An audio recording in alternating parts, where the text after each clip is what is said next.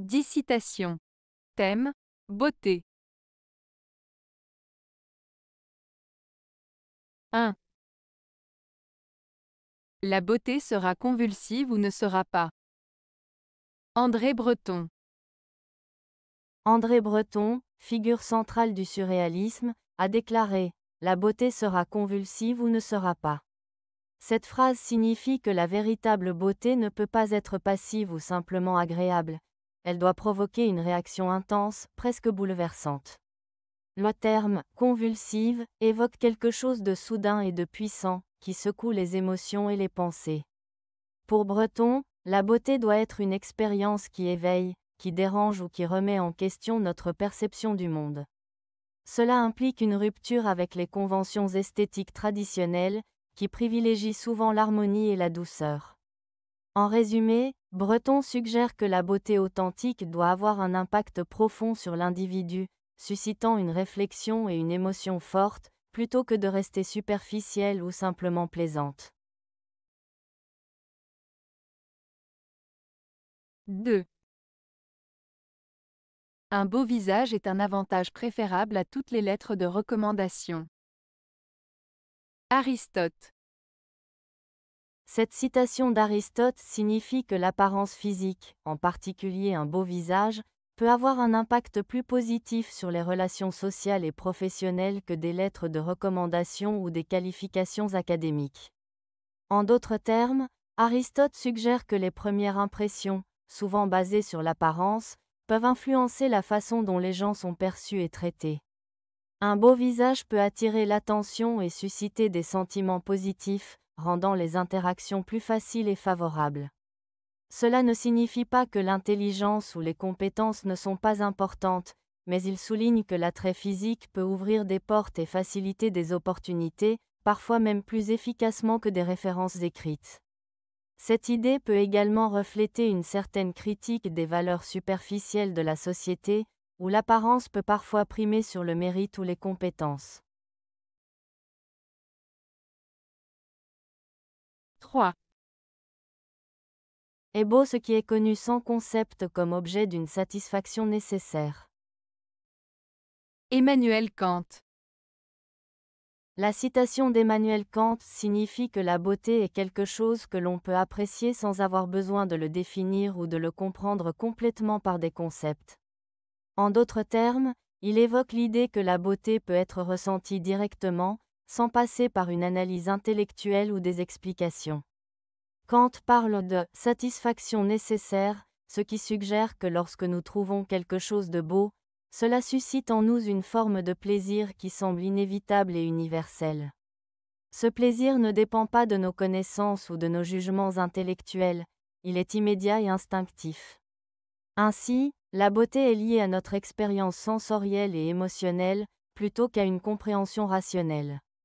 Cela implique que chacun peut ressentir la beauté différemment, sans qu'il soit nécessaire de l'expliquer ou de la justifier par des concepts complexes. 4. La beauté vitale peut tout se permettre, elle n'est pas astreinte aux limitations du goût. Jean Rostand.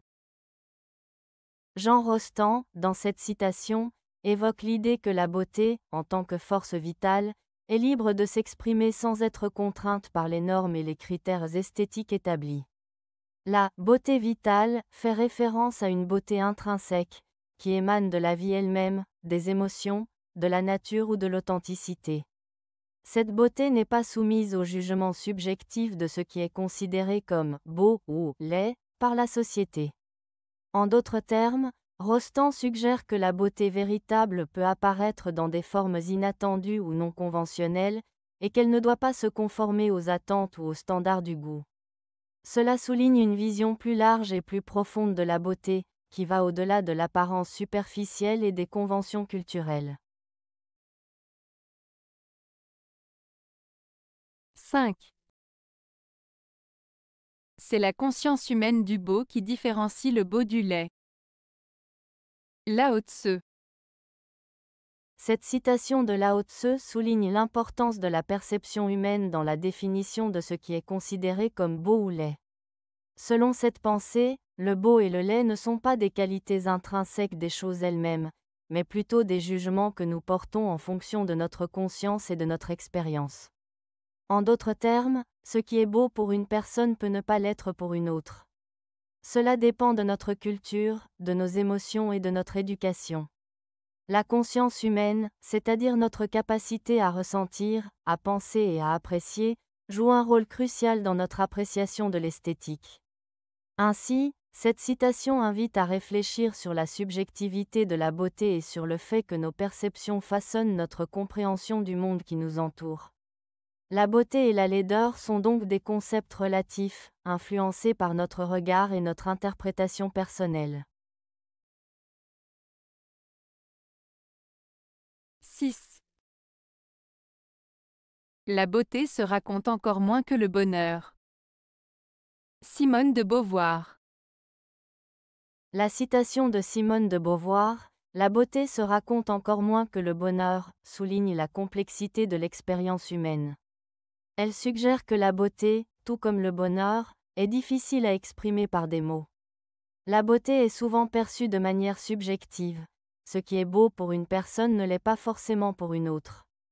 De plus, la beauté est une expérience sensorielle, liée à la vue, au toucher, et parfois même à l'émotion, ce qui rend son expression verbale encore plus délicate. En ce qui concerne le bonheur, bien qu'il soit plus souvent discuté, il reste également difficile à décrire pleinement.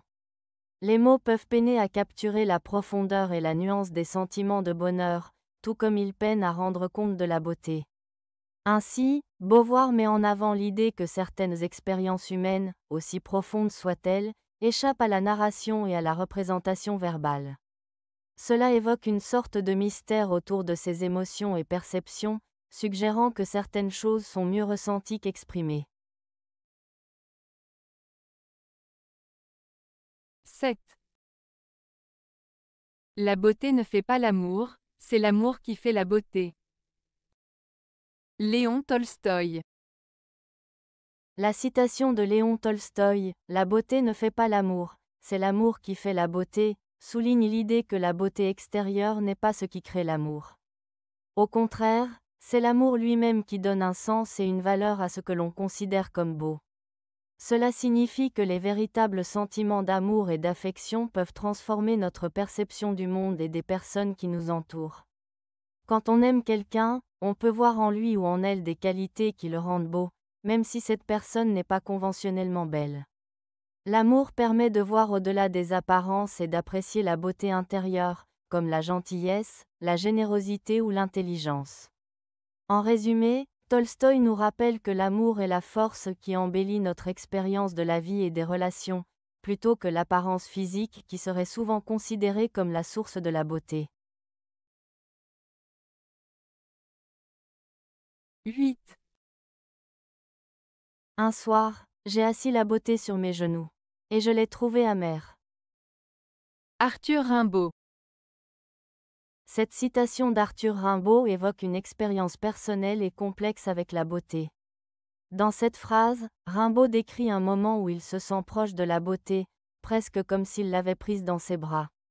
Cependant, il ajoute que cette beauté est amère, ce qui suggère une déception ou une douleur liée à cette expérience. La beauté, souvent perçue comme quelque chose de positif et d'agréable, peut également avoir des aspects négatifs. Rimbaud semble indiquer que la beauté n'est pas seulement une source de plaisir, mais qu'elle peut aussi être source de désillusion, de tristesse ou de mélancolie. Cela peut faire référence à la difficulté de vivre avec des idéaux de beauté, qui peuvent être inaccessibles ou éphémères. En résumé, cette citation illustre la dualité de la beauté. Elle peut être à la fois attirante et décevante, suscitant des émotions complexes chez celui qui la rencontre. 9. Le bon et le beau ne s'oublient pas, ils vivent dans les légendes et dans les chants. Hans Christian Andersen. Cette citation de Hans Christian Andersen évoque l'idée que les choses belles et bonnes dans la vie ont une valeur intemporelle. Elle suggère que les actions vertueuses et les expériences esthétiques laissent une empreinte durable dans la mémoire collective. Le bon fait référence à des valeurs morales, comme la gentillesse, l'amour et la générosité. Le beau renvoie à l'esthétique, à l'art et à la nature.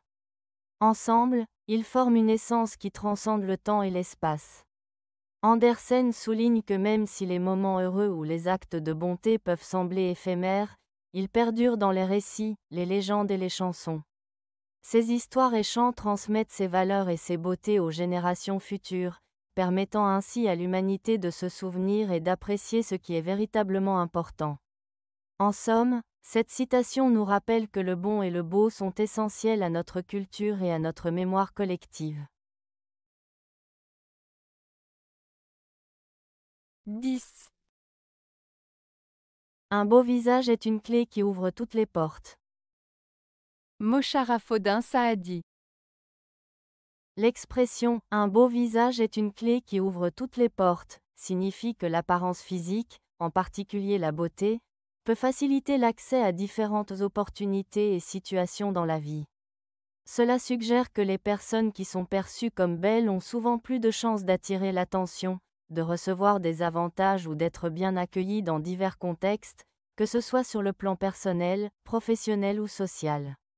Cependant, cette citation peut également soulever des questions sur la superficialité et l'importance excessive accordée à l'apparence. Elle souligne que, bien que la beauté puisse ouvrir certaines portes, ce n'est pas la seule qualité qui compte. D'autres attributs comme la personnalité, l'intelligence et les compétences sont également essentiels pour réussir et établir des relations durables. En somme, cette phrase évoque à la fois l'impact de l'apparence et la nécessité de valoriser d'autres qualités. Avez-vous aimé la vidéo? Si oui, mettez un pouce vers le haut. Cela aidera la chaîne et aidera les autres à la trouver. Nous ajoutons plusieurs nouvelles vidéos quotidiennement. Abonnez-vous pour ne rien manquer.